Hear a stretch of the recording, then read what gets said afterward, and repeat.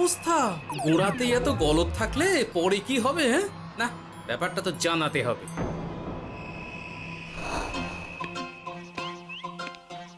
এই তো মহারাজের প্রিয় গোপালও চলে এসেছে। তাহলে এবার সভা শুরু করা যাক মহারাজ। সে আপনি যাই বলুন না কেন মন্ত্রী মশাই, আজ আমার আপনার সাথে ঝগড়া করার কোনো ইচ্ছেই নেই। কেন গোপাল, কি হয়েছে তোমার? কি আর বলি মহারাজ, কৃষ্ণনগরের ভবিষ্যৎ দেখে আমি তো ভাষাই হারিয়ে ফেলেছি।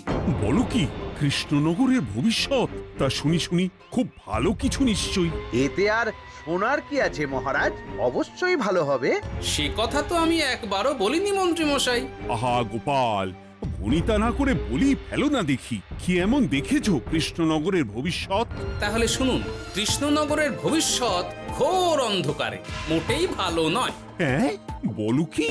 কৃষ্ণনগরের ভবিষ্যৎ বলতে আমি ছোট ছোট ছেলে মেয়েদের কথাই বলছি। ওরাই তো আমাদের কৃষ্ণনগরের ভবিষ্যৎ। ঠিক কথা, কিন্তু তার সাথে অন্ধকারের কি সম্পর্ক?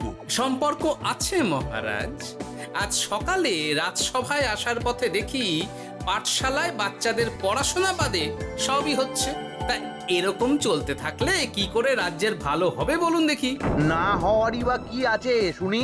পড়াশোনার সাথে রাজ্যের ভালো খারাপের কি আছে? সত্যি, মন্ত্রী হয়েও যে আপনি এসব কথা বলেন ভাবলেও অবাক লাগে। গোপাল, মুখ সামলে কথা বলো। আপনিও তাহলে আগে বুঝুন, তারপর কথা বলুন। উফ, আবার শুরু হয়ে গেলে তোমরা। ক্ষমা করবেন মহারাজ, কিন্তু আমি তো কিছু শুরু করিনি। মন্ত্রী মশাই তো না বুঝে কথা বলছেন। আপনি বলুন মহারাজ, বাচ্চারাই তো সমাজের ভবিষ্যৎ। হ্যাঁ, ওরা এখন যা শিখবে সেটাই তো পরে কাজে লাগাবে। ঠিক ঠিক, শিক্ষার গুরুত্ব অনেক, তাকে এত অবহেলা করলে তো চলবে না। সেটাই তো মহারাজ, একে তো সকলে পাঠশালায় আসে না, তার উপর যে কয়জন আসে তাদের মধ্যেও কেউ খেলে বেড়ায়, কেউ ঘুরে বেড়ায়, এসব হয়। বুঝলাম, কিন্তু রাজপণ্ডিত কিছু বলে না। কি করে বলবেন মহারাজ, উনি তো নিজেই ঘুমে ঢুলতে থাকেন। কি? আমি কালই রাজপণ্ডিতের সাথে এই ব্যাপারে কথা বলবো। কিন্তু শুধু রাজপণ্ডিতের সাথে কথা বললেই হবে না মহারাজ, তার সাথে এমন কিছু করতে হবে যাতে ছেলেপুলেরা রোজ পাঠশালায় খুশি মনে এসে পড়াশোনা করে। তার জন্য কি করা যায় বলো তো? আর তোমার কাছে কি কোনো উপায় আছে? থাকলে তো আগেই বলে দিত। এত সময় ধরে অভিযোগ করে যেত নাকি? আচ্ছা, আপনার কাছে কি কোনো উপায় আছে মন্ত্রী মশাই? মানে এখন নেই, ভাবতে হবে। তাহলে একটু চুপ করে থাকুন। ছাড়ো না গোপাল, তুমি বলো। আমি বলছিলাম, ওই বাচ্চাদের পাঠশালার প্রতি আগ্রহ আনার জন্য যদি একবেলা ভাত, ডাল, দুধ, ডিম ইত্যাদি খাওয়ানো যায় তাহলে সেটা কার্যকর হবে বলে মনে হয়। অসম্ভব! রাজ্যের কত খরচ বেড়ে যাবে জানো? তুমি থামো তো মন্ত্রী, সব সময় খালি উল্টো কথা বলা। আমি একদম একমত গোপালের সাথে। কৃষ্ণনগরের উন্নতির জন্য আমি সব করতে রাজি।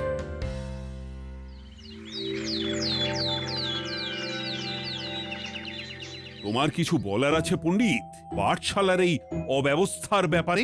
আজ্ঞে মহারাজ, অনেক ভোরে উঠি তো, তাই একটু চোখ লেগে যায় আর কি। উফ, চোখ লাগারও আর সময় পেল না তোমার? পড়ানোর সময়ই চোখটা লাগতে হলো। যাই হোক, যা হওয়ার হয়ে গেছে, আর যেন এমন না হয় সেটা কিন্তু মাথায় রেখো। আজ্ঞে মহারাজ, কথা দিচ্ছি আর কোনোদিন পড়ানোর সময় ঘুমোবো না। বেশ, আর মন্ত্রী, তোমার ওপর একটা দায়িত্ব আছে। বলুন মহারাজ। তুমি পাঠশালাতে পড়াশোনা শুরু করতে পারবে এমন বয়সী সকল বাচ্চাদের মোট সংখ্যাটা জেনে কোনো দোকানদারের কাছে গিয়ে সেই পরিমাণ শস্যপাতি আর ডিমের বায়না দিয়ে আসবে। আর হ্যাঁ, একজন ভালো রান্নার ঠাকুর জোগাড় করো। যথাজ্ঞা। আরে বাস, এ তো দারুণ সুযোগ। এই ফাঁকে আমারও কিছু লক্ষ্মী লাভ হতে পারে। গোপাল, তোমারও একটা দায়িত্ব আছে। হ্যাঁ, বলুন মহারাজ। মন্ত্রী যে দোকানদারের কাছে সব জিনিসপত্র বায়না দেবে সেখান থেকে জিনিসপত্রগুলো নিয়ে তুমি রোজ পাঠশালায় পৌঁছে দেবে, কারণ এসব ব্যাপারে মন্ত্রীর ওপর আমার ভরসা নেই। ঠিক আছে মহারাজ। ও, মহারাজের বেশি বেশি বলে কিনা আমার ওপর ভরসা নেই। সব জোগাড় করব আমি, আর শেষ বাজিটা মারবে গোপাল।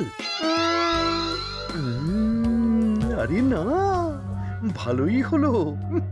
আমি যদি কিছু করিও তবু দোষ পড়বে গোপালেরই উপর। কি ব্যাপার, মন্ত্রী মশাই কিছু বললো না এটা শুনে? কি ভাবছে এত? ঠিকই বলেছেন মহারাজ, এসব কাজ গোপালই ভালো করতে পারবে। বাবা, ওভাবে কেন বলছো গোপাল? আমিও তো চাই কৃষ্ণনগরের ভালো হোক। বেশ, ভালো হলেই ভালো।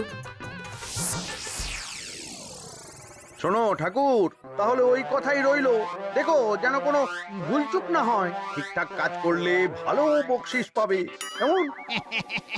হ্যাঁ হুকুম, কোনো ভুল হবে না। পাথর ভেঙে এক বস্তা কাঁকর আমি তৈরি করেই এনেছি, আর অর্ধেক দুধে অর্ধেক জল মেশানো আর ডিম সরানো, এই তো সব হয়ে যাবে। হ্যাঁ, তবে দেখো গোপাল যেন এর টের না পায়। না না হুকুম, দু গোপাল কেন, কাক পক্ষীও টের পাবে না।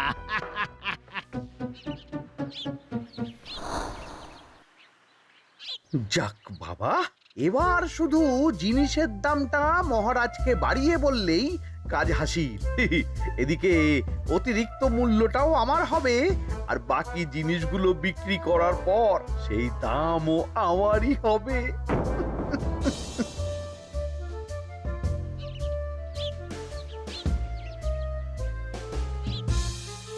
কই রে, কোথায় যাচ্ছিস সব তোরা? কাল থেকে অবশ্যই সব পাঠশালায় যাস, কিন্তু বন্ধুদেরও বলিস যেতে। ভাত, ডিম, দুধ আরো কত কি ভালো ভালো সব খাবার দেওয়া হবে রে। তাই ডিমও দেবে? হ্যাঁ রে, মহারাজ এই নতুন নিয়ম করেছেন। আমি নিজে গিয়ে জিনিসপত্র দিয়ে আসবো। কে মজা, আমি তো তাহলে রোজ যাব পাঠশালা। আমিও যাব। বেশ দারুণ ব্যাপার হলো তো, এবার তো রোজ পাঠশালা যেতেই হবে। আচ্ছা বেশ, এবার চলি তাহলে।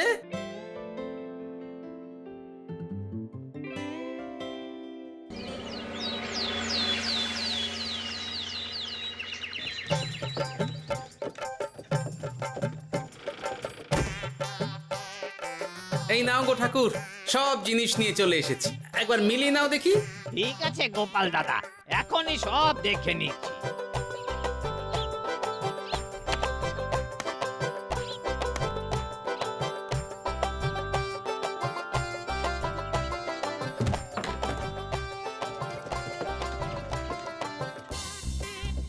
যাক বাবা, গোপাল দাদা গেছে। এবার মন্ত্রী মশাইয়ের কথা মতো সব করলেই কেল্লা ফতে।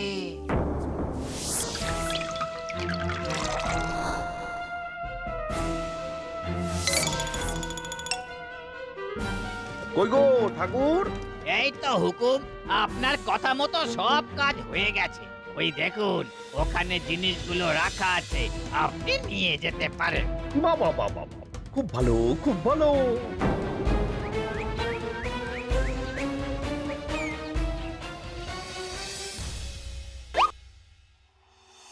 ও কি, অর্ধেক ডিম দিলে যে, বাকিটা কোথায়? কিসের বাকি? ডিমটা অমনি দেখতে। বললেই হলো, ডিম কখনো অর্ধেক হয়? বাকিটা কোথায় বলো, নইলে কিন্তু। আরে বাবা, তুমি ডিম খেতে খুব ভালোবাসো বুঝি? হ্যাঁ তো। তাহলে এটা জানো না যে অর্ধেক ডিমের দ্বিগুণ শক্তি হয়? সত্যি? হ্যাঁ, তা নয় তো কি মিথ্যে? ওই জন্যই তো আমি তোমাদের সকলকে অর্ধেক ডিম দিই। আরে বাস, এটা তো আমরা কেউই জানতাম না।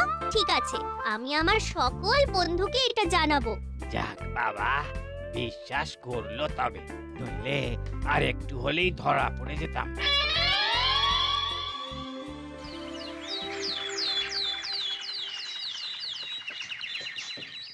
আরে, রান্নার ঠাকুর কারোর সাথে কথা বলছে মনে হচ্ছে।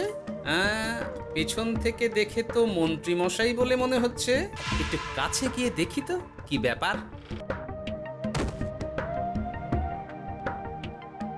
আরে গোপাল দাদা যে, তোমার কথাই ভাবছিলাম, আর দেখো তুমি চলে এলে।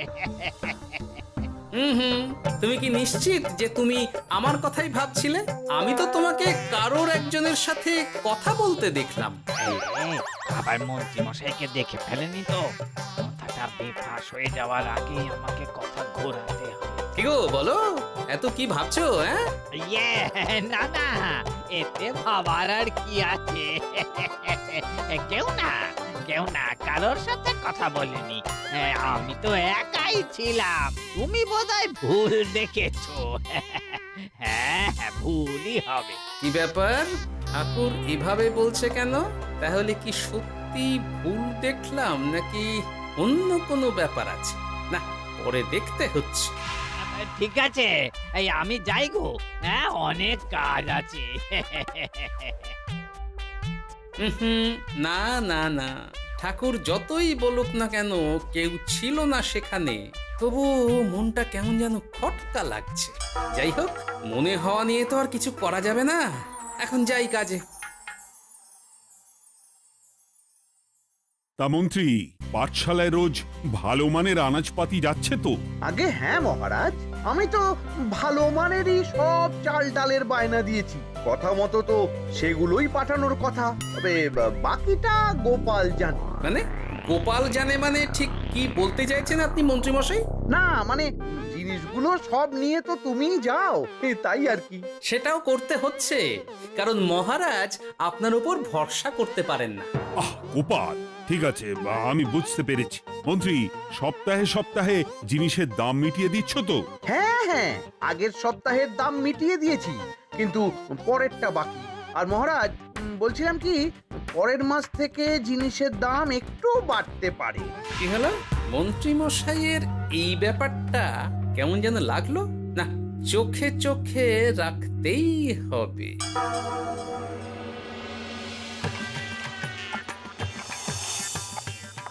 কিরে বুটি, তুই অর্ধেক ডিম খেয়ে বাকি অতটা রেখে দিলি কেন? রান্নাটা ভালো হয়নি বুঝি? না গো দিদা, খুব ভালো হয়েছে। আমি তো আসলে এখন এমনই খাচ্ছি। শিখিরি, কেন রে পুটি, তোর তো ডিম খুব প্রিয় ছিল রে। এখনো ভালো লাগে। তাহলে পুরো ডিম খাচ্ছিস না কেন?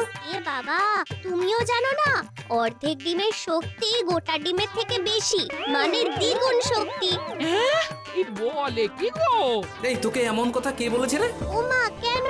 পাঠশালার রান্নার ঠাকুর আমাদের তো রোজ অর্ধেক ডিমই দেয়, ওই জন্য আমি একদিন জিজ্ঞেস করেছিলাম, তখন বলল অর্ধেক ডিমের দ্বিগুণ শক্তি হয়। বলিস কি রে, এতদিন ধরে এসব চলছে?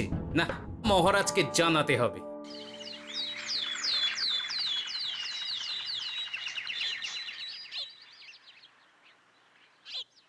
আরে গোপাল এত সকাল সকাল রাজবাড়ির দিকে যাচ্ছে কেন? গিয়ে আড়াল থেকে দেখি তো।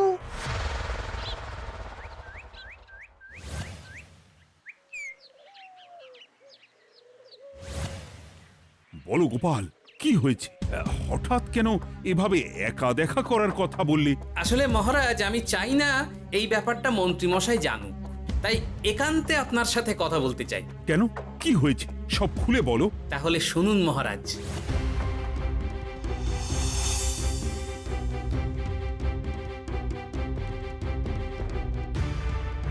কি সাংঘাতিক ব্যাপার!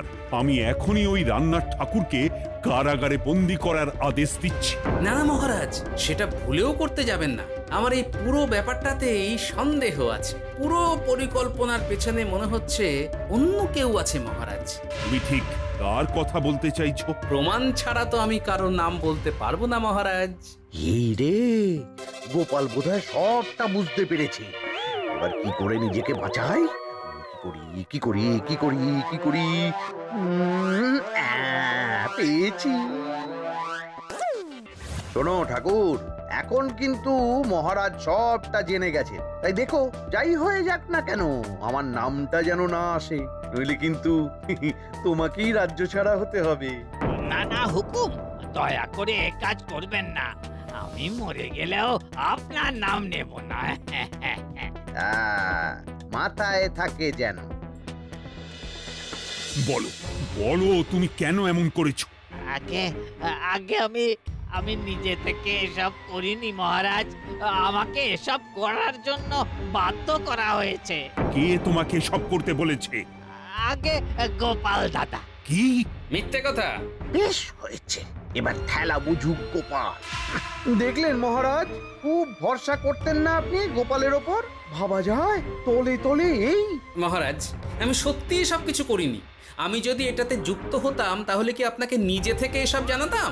দেখো গোপাল, এখন এসব কথা বলে কোনো লাভ নেই। সবাই জানে তোমার মাথায় কত বুদ্ধি। তুমি ইচ্ছা করে আগে গন্ডগোল করে তারপর সেটা ঢাকতে নিজে থেকে সব বলছো। গোপাল, তুমি সত্যি করেছো কি করনি সেটা কিন্তু তোমাকেই প্রমাণ করতে হবে। এটা যেমন সত্যি যে এসব যে ঘটছে সেটা তুমি আমায় জানিয়েছো প্রথম, তেমনি এটাও সত্যি যে প্রতিদিনের শস্যের বস্তা তুমি নিয়ে যাও পাঠশালায়, তাই তোমাকেও যে সন্দেহের তালিকা থেকে বাদ দেওয়া যাবে না।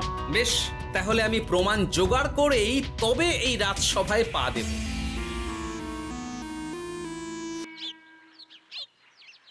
আজকের পরে আমি আরো নিশ্চিত যে এসবের পিছনে মন্ত্রীমশাই যুক্ত আছে।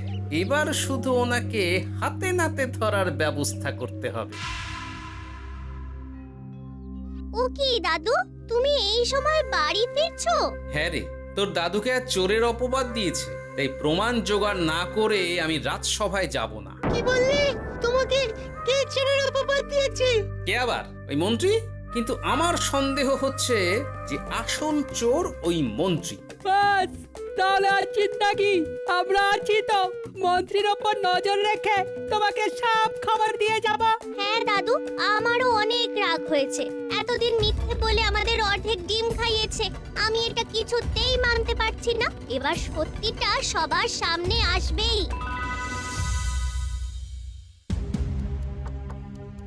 নাও নাও, আজকে চাল ডাল সব এই বস্তাতে আছে। এই নিন আজকের মূল্য। দেখো, অর্থটা কিন্তু বড় কথা নয়। তোমার যে রোজ বিক্রি বাট্টা বেড়ে গেছে, আর তার জন্যই তোমার তো আমাকে মিষ্টি খাওয়ানো উচিত। একদম, আমি কালই আপনাকে মিষ্টি খাওয়াবো, একদম পাকা কথা। তাহলে আজ চলি, কাল দেখা হবে। দেখলি মন্ত্রীমশাই কি বদমাইশ। চল এখনই গিয়ে গোপাল দাদুকে সব বলি।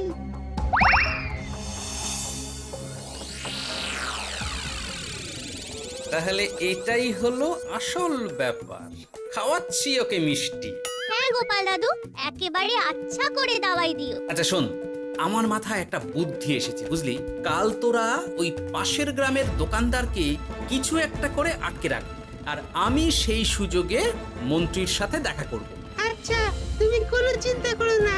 ঠিক আছে, তোরা এখন যা, আমিও একবার মহারাজের সাথে দেখা করে আসি।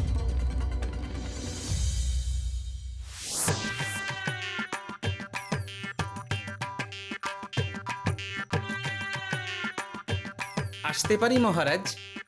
আরে গোপাল জি, এসো এসো। মহারাজ, কথা মতো আমি প্রমাণ জোগাড় করে ফেলেছি, কিন্তু সেটা দেখার জন্য আপনাকে কাল আমার সাথে একটা জায়গায় যেতে হবে। বেশ, আমি যাব।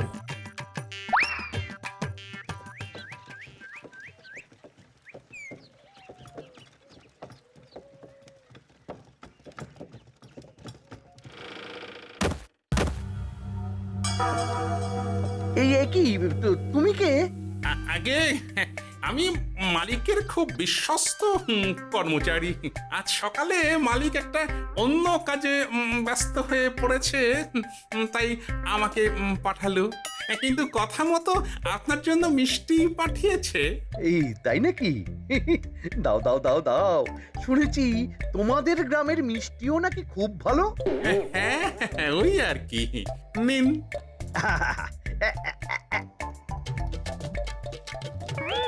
এই, ওরে বাবারে, ওরে বাবারে, মরে গেলাম রে, বাঁচাও। কেমন চলে গেল, লাগছে চলে গেল। মন্ত্রী মশাই? গোপাল, তুমি? তোমায় আমি ছাড়বো না।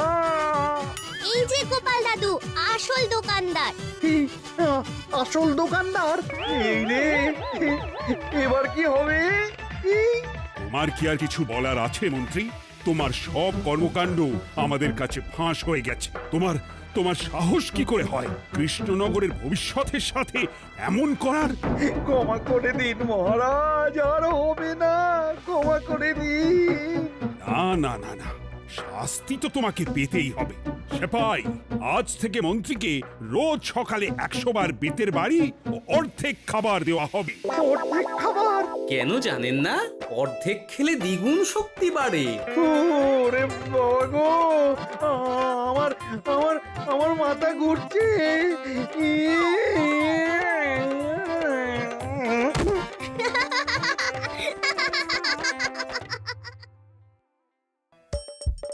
হাসির রাজা, জ্ঞানের রাজা, রসিক রাজা।